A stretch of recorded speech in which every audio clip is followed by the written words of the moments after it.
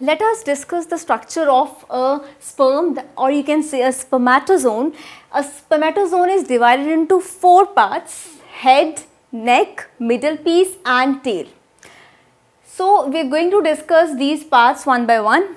As you see in the diagram, you see the first part, that is the head.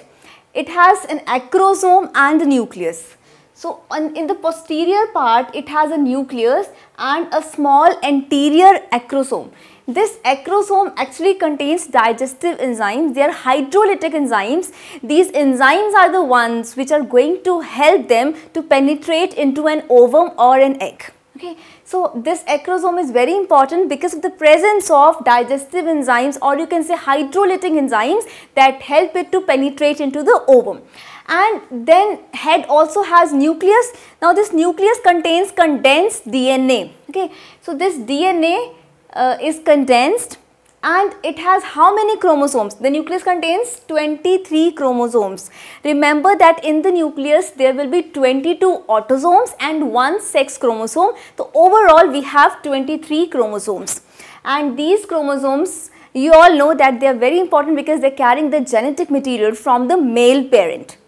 So this nucleus and acrosome form the head of this sperm. Next we move on to neck. This neck is not being shown over here because neck forms a very small region. So I can just demonstrate you here that this portion is the neck region of the sperm.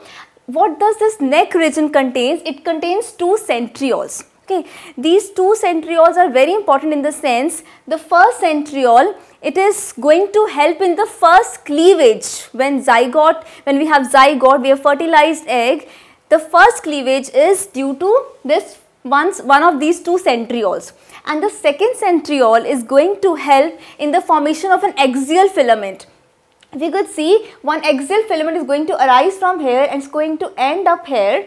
So this axial filament is due to the second centriole. Okay, so remember that in the neck region is a very small region.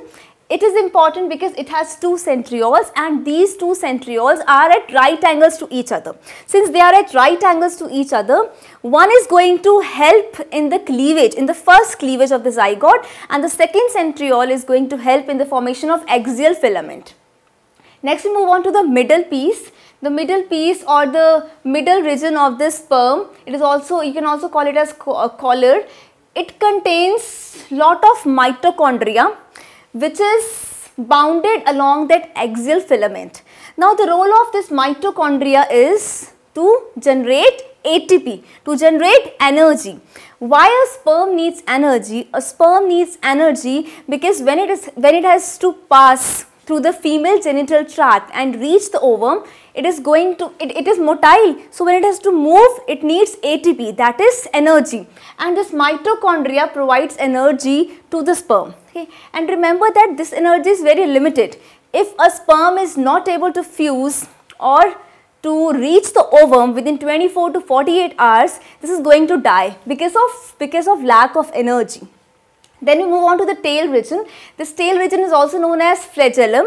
It is mainly composed of the cytoplasm, and this tail region is actually causing the sperm to swim. So it is going to swim and reach the ovum in the female genital tract because of the whip-like movement of this flagellum. Okay. So let us recall this.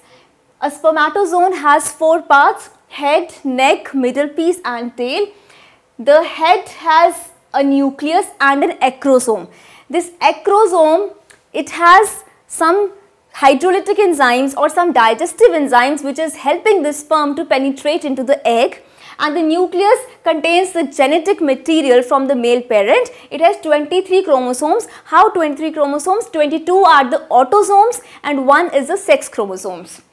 Then we have the middle piece. Middle piece contains tightly coiled mitochondria to the axial filament. In the center we have an axial filament.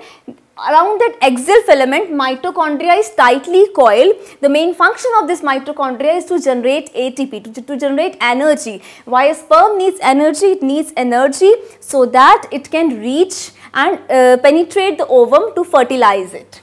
Next region is the tail part. This tail is mainly composed of cytoplasm, and sometimes what happens, generally in in the mammals, the axial filament is going to be free after this flagellum. So I can draw it like this. If here we have an axial filament, then this is going to be in the entire tail region. Sometimes it ends up free like this. Okay, so around this axial filament, as I told you, in the middle piece we have mitochondria.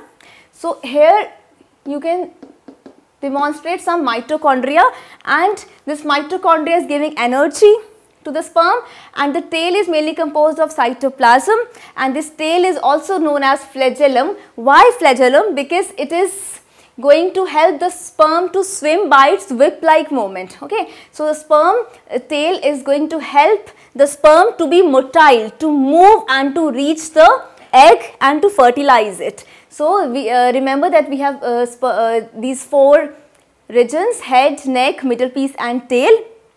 In the head we have nucleus and agrosome. In the neck we have 2 centrioles. In the middle piece we have mitochondria, which is tightly coiled, and the tail is entirely composed of cytoplasm. It is just going to help the sperm to swim.